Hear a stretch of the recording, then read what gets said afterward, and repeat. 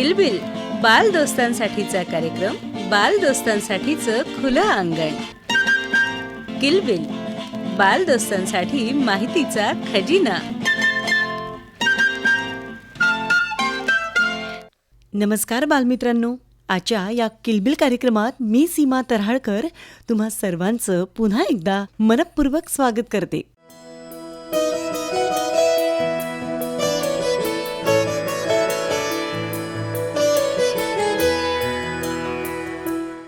बालमित्रांनो, हसणं, खेळणं, गाणं आणि निरागस गप्पांची किलबिल आज पुन्हा एकदा तुमच्यासाठी घेऊन आलो आहोत आकाशवाणीवरच्या तुमच्या लाडक्या किलबिल या कार्यक्रमातनं.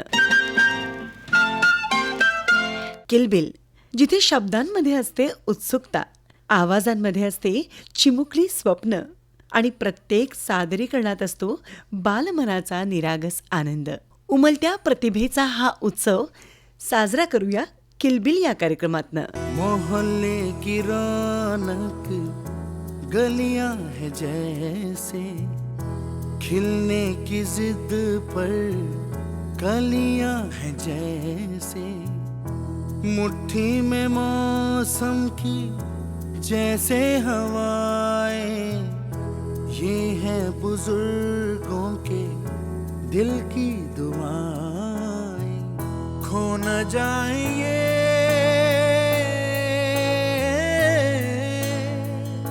तारे जमीन पर.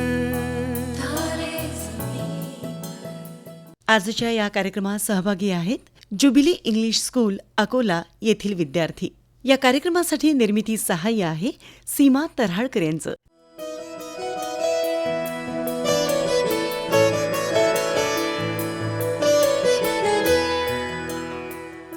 तांत्रिक सहाय्य राजेश जाधव यांचं. तर या कार्यक्रमाचे सादरकर्ते आहेत सूरज गोळे. तारे जमीन पर.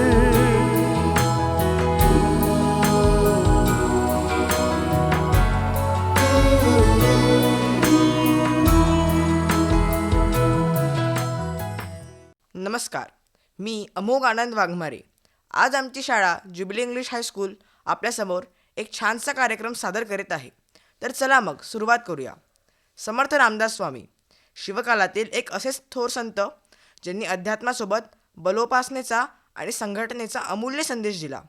आपली मनाची स्थिती कशी असते आणि कशी असायला हवी याच्यावर त्यांनी 205 मनाचे श्लोक लिहिले. तर चला, वर्ग 5वी ते 7वीचे विद्यार्थी अमोघ वाघमारे, अदिती सरोदे, गार्गी रंगारी, साची रामटेके, जान्हवी शेगोकार, इशिका नारगुंडी, वेदिका दिगंबर, ओवी डांगे, सोमेश साबळे, अर्णव ठाकरे आपल्यासमोर मनाचे श्लोक सादर करीत आहेत.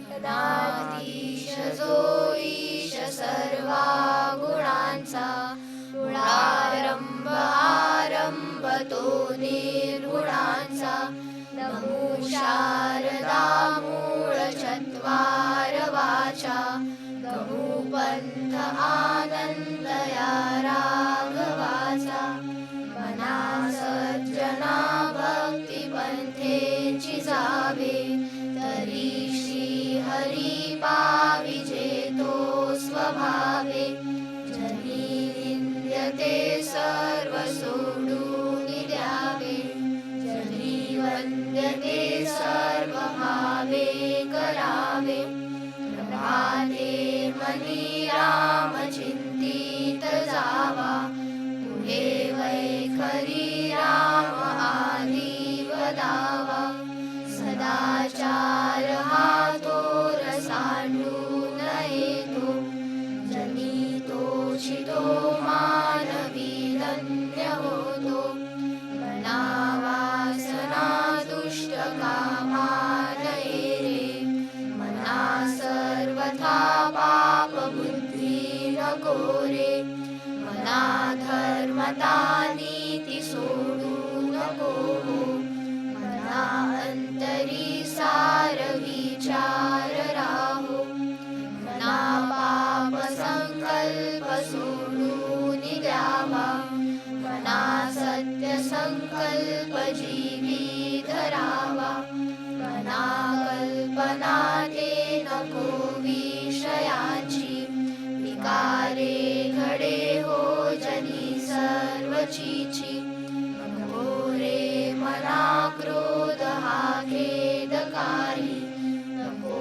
रे मना कामना ना विकारी नको रे मना लोभ हा अंगीकारू नको रे मना मत्सरू रंभभारू मना श्रेष्ठ धारिष्ठ जीवी धरावे मना बोलणे नीच शोषित जावे स्वये सर्वदा नम्र वाचे वदावे मना सर्व लोकांची रे निभवावे.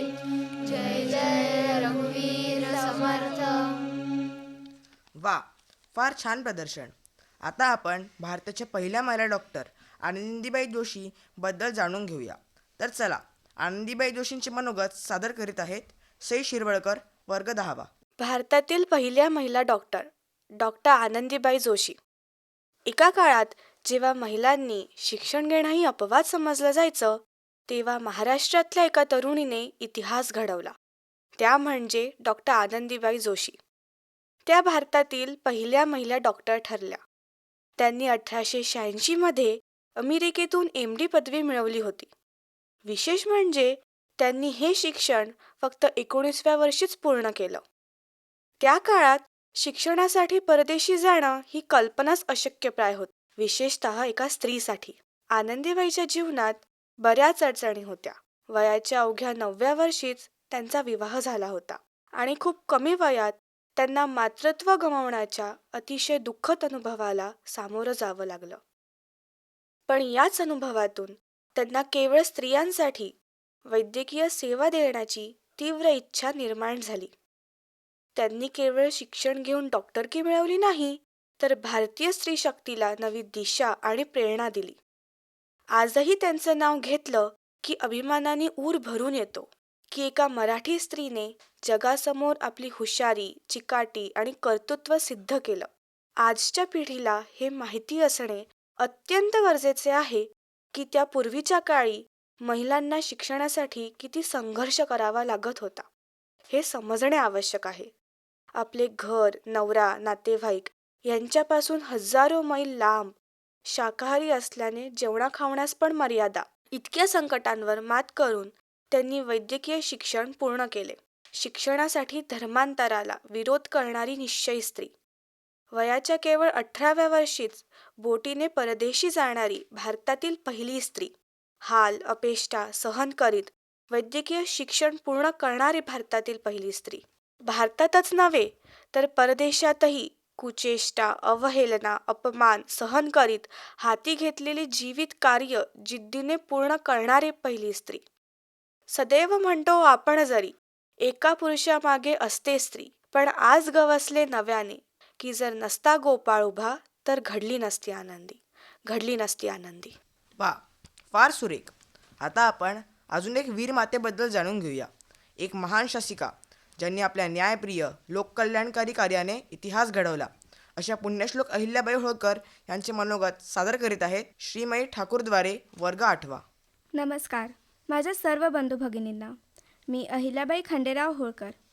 ओळखलत ना मला? तुम्ही माझ्याबद्दल तर ऐकलंच असेल. मी इंदोरच्या मराठा साम्राज्याची साम्राज्ञी. मंडळी, आज मला तुमच्याशी हितगुज करायची संधी मिळाली आहे.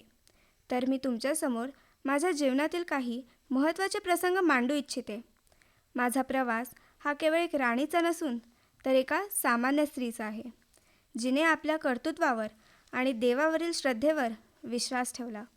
माझ्या सासरच्या लोकांनी मला खूप प्रेम दिले. सासरे मल्हारराव होळकर यांनी माझ्यातल्या क्षमता ओळखल्या आणि मला राजकारभाराचे धडे दिले. पण दुर्दैवाने नियतीने माझ्या जवळच्या लोकांना, जसं माझा पती, मुलगा आणि अगदी माझ्या सासूबाईंनाही अकाली हिरावून नेले. पण या दुःखाच्या प्रसंगीही मी खचून गेले नाही. प्रजेचे हित हेच माझे कर्तव्य मानून मी राज्यकारभाराची सूत्रे माझ्या हाती घेतली. माझ्या कारकिर्दीत मी नेहमी प्रजेच्या कल्याणाला प्राधान्य दिले. एक स्त्री म्हणून मला अनेकदा विरोधाला सामोरे जावे लागले. पण माझा विश्वास होता की खरी शक्ती ही तलवारीच्या धारेत नसून तर न्यायाच्या आणि करुणेच्या मार्गात आहे. तुम्हाला तर मी माहितीच आहे, मी अतिशय न्यायप्रिय आहे. कोणावरही झालेला अन्याय मला अजिबात चालत नाही. माझ्या पतीला आणि मुलालासुद्धा मी शासन केले आहे. आणि इतकेच नाही तर माझ्या मुलाला तर मी मृत्यूदंड दिलेला आहे. आणि लोकांसाठी तर मी काय नाही केले. अनेक मंदिरे बांधले, घाट बांधले, खेड्यांना जोडणाऱ्या रस्त्यांची सोय केली. आणि एवढेच नाही तर गोरगरिबांसाठी अन्नछत्रे पण सुरू केली. कारण मला वाटत होतं की राजाचे धन हे प्रजेच्या सुखासाठीच आहे. पण माझा उद्देश केवळ दगड आणि विटांचे बांधकामे करणे नव्हता, तर भारतीय संस्कृती आणि धर्म जतन करणे हा होता. मी जनतेसाठी विहिरी खोदल्या, रस्ते सुरक्षित केले. कारण मला माहिती होतं की एक सुरक्षित आणि सुखी समाजच खऱ्या अर्थाने प्रगती करतो. मंडळी, आज तुमच्याकडून एक वचन हवं आहे. माझ्या जाण्यानंतरही माझ्या कार्याचा आणि विचारांचा आदर करा. आज तुमच्याशी बोलताना मला बस इतकेच सांगायचे आहे की तुमचे कर्तव्य प्रामाणिकपणे पार पाडा.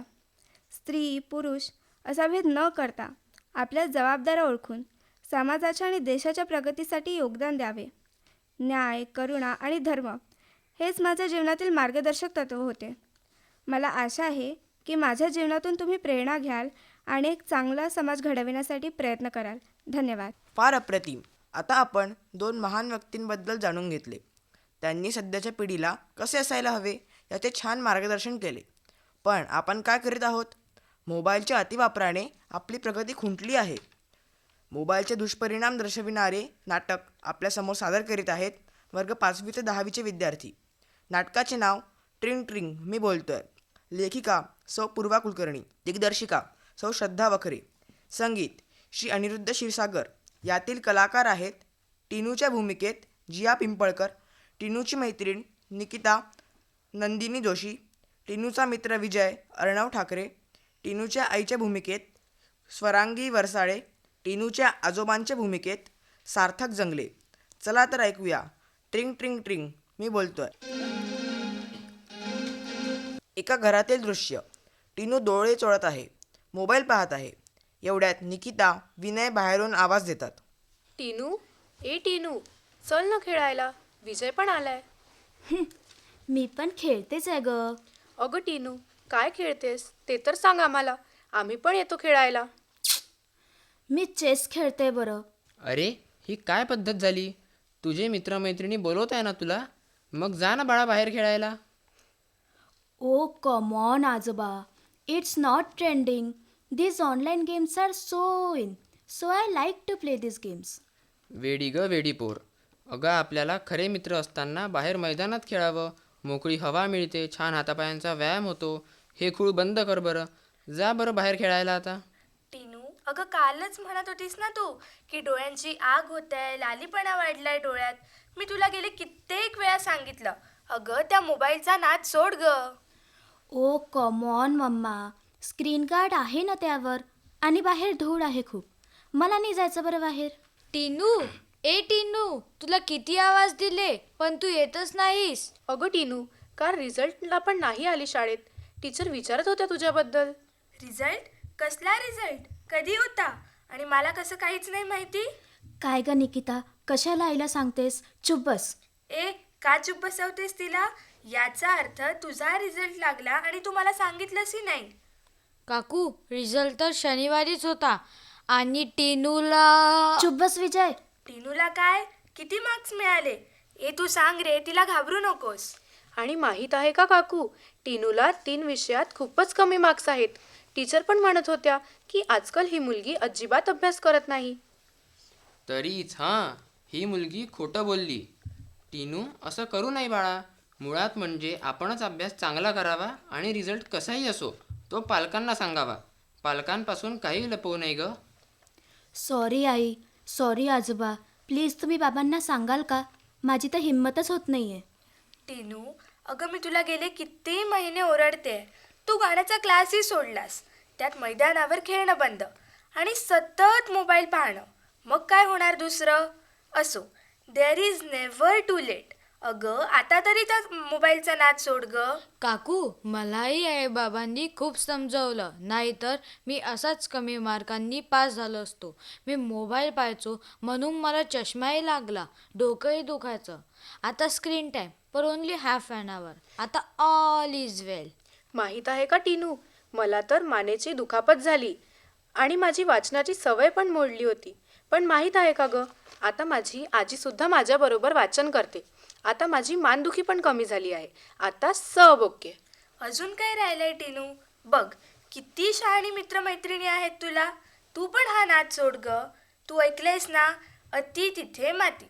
कुठल्याही गोष्टीचा अतिरेक हा वाईटच असतो आणि हळूहळू सवय बदलू शकते की.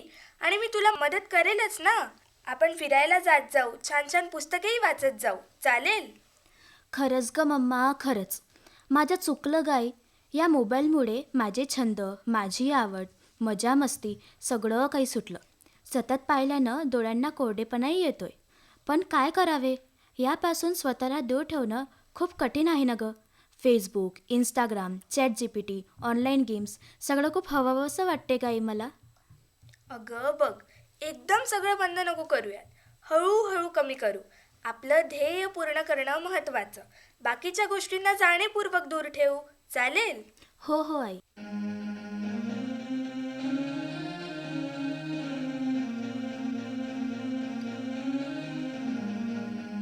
चला चला रे आपण सारे शर्तीने हे सिद्ध करू.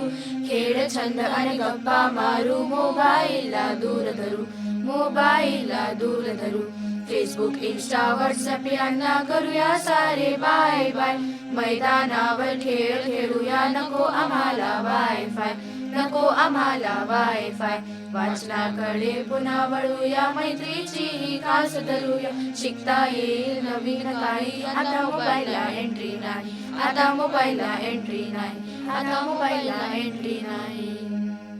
आता आपण एक थोर भारतीय स्वातंत्र्य सेनानी, शिक्षक, पत्रकार आणि लेखक, आपल्या आक्रमक विचारांनी इंग्रजांनाही धास्ती देणारे असे लोकमान्य टिळकांचे मनोगत सादर करीत आहे वर्ग 10वीचा विद्यार्थी ओमकार भिडवई.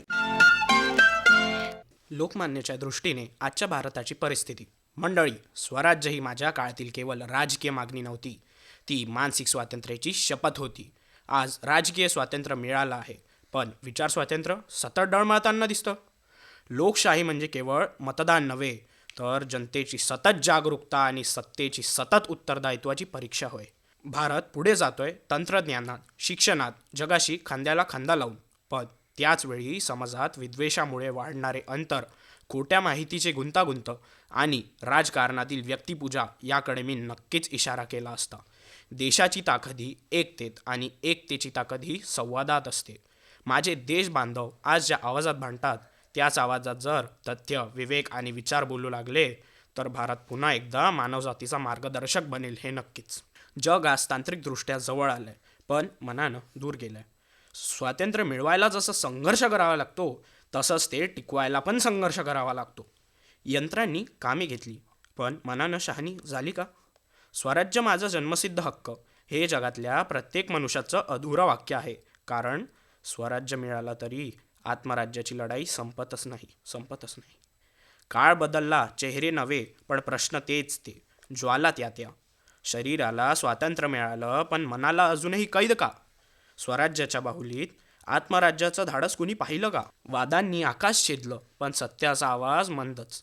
ज्ञानाच्या महासागरात विवेकाचा दीप इतका लहान कसा झाला? एकता हे फक्त घोषवाक्य नसतं, ती अनेक आत्म्यांची शांत ज्योत असते. जिथे मतभेदांचा वादळ असतं, तिथे संवादांची नौका कोण चालवणार? भारत उभा आहे भविष्याच्या दारी, हातात तंत्रज्ञानाचे तेजस्वी दिवे, पण मनातलं अंधारं घर कोणत्या दिव्याने उजळणार? इतिहास म्हणतो शक्तीने राज्य जिंकली, पण मन केवळ ममत्वानेच जिंकतात. सत्यावर उभं राहिलं की शब्द दगडांसारखे कणखर होतात. आणि म्हणूनच मी आजही सांगतो, देवालय नव्हे मन मोठी करा, प्रगती नव्हे प्रगल्भता वाढवा, स्वातंत्र्य नव्हे स्वविवेक जपा.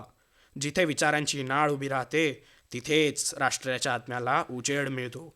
माझा आवाज संपला असेल, पण तुमचा विवेकच खऱ्या स्वराज्याचा उद्गार आहे, सुराज्याचा उद्गार आहे. जय हिंद, जय महाराष्ट्र. वा, फार दणदणीत प्रदर्शन.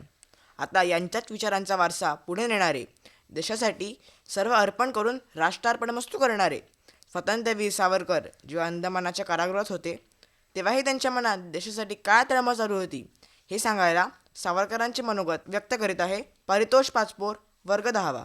अंदमानातल्या कारागृहातील सावरकरांचे मनोगत. मी विनायक दामोदर सावरकर बोलत आहे.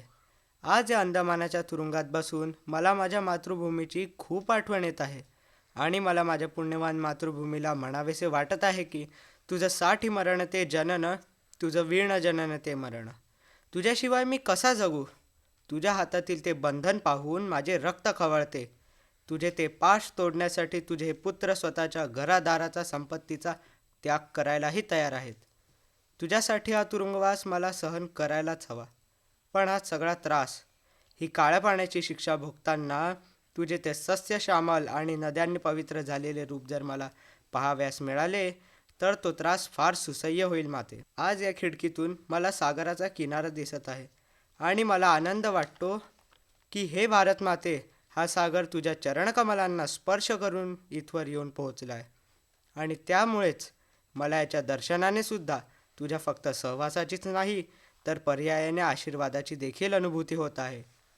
माते, मला खात्री आहे की हाच सागर माझा निरोप तुझ्यापर्यंत नक्की पोहोचवेल. मी तुला पारतंत्र्यातून मुक्त करण्यासाठी किती तळमळतोय. मला मृत्यू येण्यापूर्वी तुझे दर्शन व्हावे, तू स्वतंत्र व्हावेस, हीच मनाला आस लागली आहे ग, हीच मनाला आस लागली आहे. वंदे मातरम. भारत माता की जय. परत मातृभूमीला सागरा प्राण तळमळला, तळमळला सागरा मदतीने. आता सावरकर आणि टिळकांच्या स्वप्नातील भारत सत्यात उतरवणारे, भारताला विश्वगुरू बनवण्याच्या मार्गावर घेऊन जाणारे सध्याचे युगपुरुष म्हणजे माननीय पंतप्रधान नरेंद्र दामोदर दास मोदी. पण मोदी इथेच थांबणार नाही आहेत. मोदींचे स्वप्न तर खूप मोठे आहे. तर चला, मोदींच्या स्वप्नातील भारत सादर करीत आहे आर्यन नानोटी, वर्ग 10वा. मोदींच्या स्वप्नातील भारत. आजच्या बदलत्या जगात भारताची ओळख नव्या उंचींना स्पर्श करत आहे आणि या बदलांना पाहताना पंतप्रधान नरेंद्र मोदी यांची दूरदृष्टी विशेष ठळकपणे दिसून येते. त्यांच्या विचारातून उभरणारा भारत हा केवळ भौगोलिक सीमा असलेलाच देश नाही, तर इतिहास, संस्कृती, विज्ञान, तंत्रज्ञान आणि जगाला मार्गदर्शन करण्याची क्षमता व प्रेरणा आहे. मोदी भारताकडे एका नव्या आत्मविश्वासाने भरलेल्या राष्ट्राप्रमाणे पाहतात.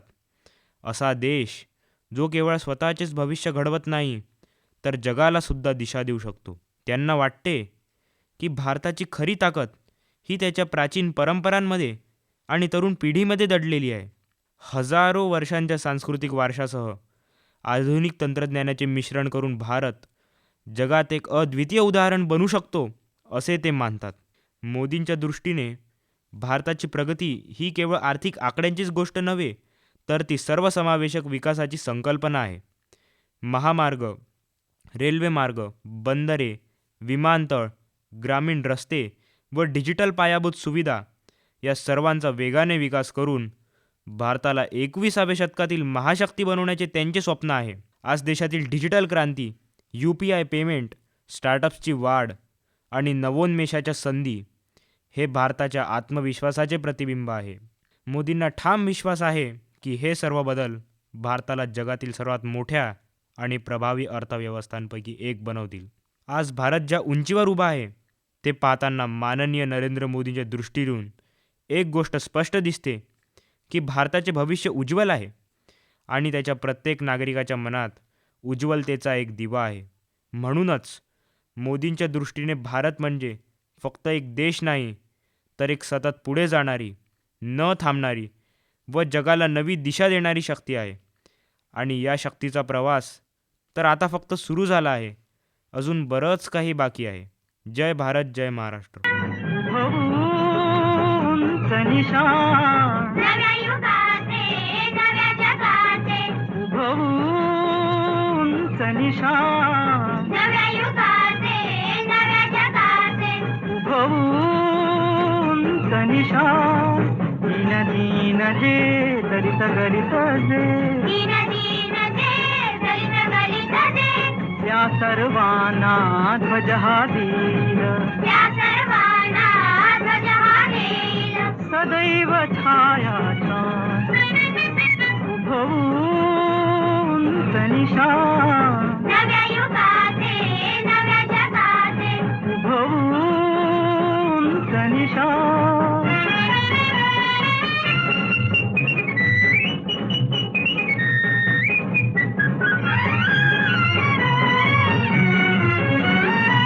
अंध अमानुष रूढी खाली अखंड जगी थैमान अखंड जगी थैमान त्या क्रूराना हे क्रांतीचे मूर्तिमंत आव्हान क्रांतीचे मूर्तिमंत आव्हान साठ ठेवीची मान झुंझुनी भीमदेव भीमा शूर शिपाई आम्ही त्यांचे शूर शिपाई आम्ही त्यांचे व्यर्थ न ते बलिदान उभवून निशा नव्या युगाचे नव्या जगाचे उभवून निशा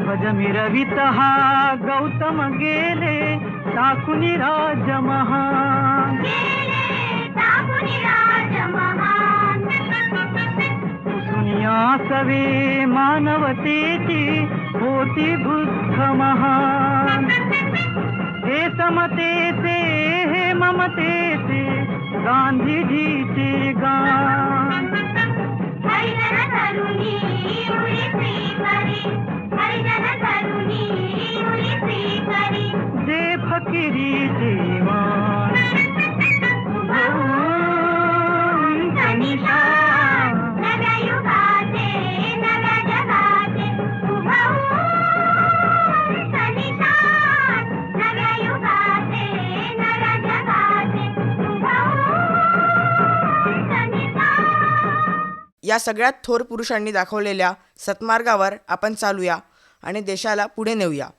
आशा करतो की तुम्हाला आमचा कार्यक्रम आवडला असेल. आमच्या कार्यक्रमाच्या यशस्वीतेसाठी अकोला एज्युकेशन सोसायटी अकोलाचे संचालक मंडळ तसेच ज्युबिली इंग्लिश हायस्कूलच्या मुख्याध्यापिका प्राचार्या सौ पूर्वा कुलकर्णी मॅडम तसेच संयोजिका सौ श्रद्धा विश्वास वखरे मॅडम, संगीत साथ करणारे श्री अनिरुद्ध क्षीरसागर सर यांचे सहकार्य व अनमोल मार्गदर्शन आम्हाला लाभले. धन्यवाद.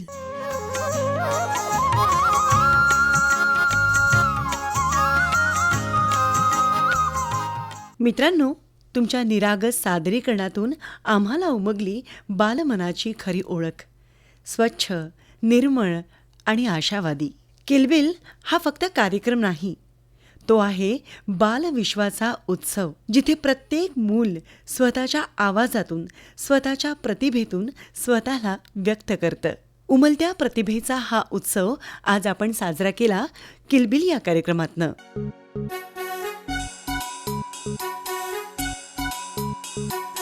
या कार्यक्रमासाठी निर्मिती सहाय्य होतं सीमा तऱ्हाळकर यांचं, तांत्रिक सहाय्य राजेश जाधव यांचं. तर या कार्यक्रमाचे सादरकर्ते होते सूरज गोळे. तर बालमित्रांनो, पुन्हा भेटूच नव्या विचारांसह, नव्या किलबिलीसह आणि नव्या स्वप्नांसह. तोपर्यंत बालपण जपूया, आनंद वाटूया आणि हसत राहूया. किलबिल बाल दोस्तांसाठीचा कार्यक्रम, बाल दोस्तांसाठीचं खुलं अंगण. किलबिल बाल दोस्तांसाठी माहितीचा खजिना.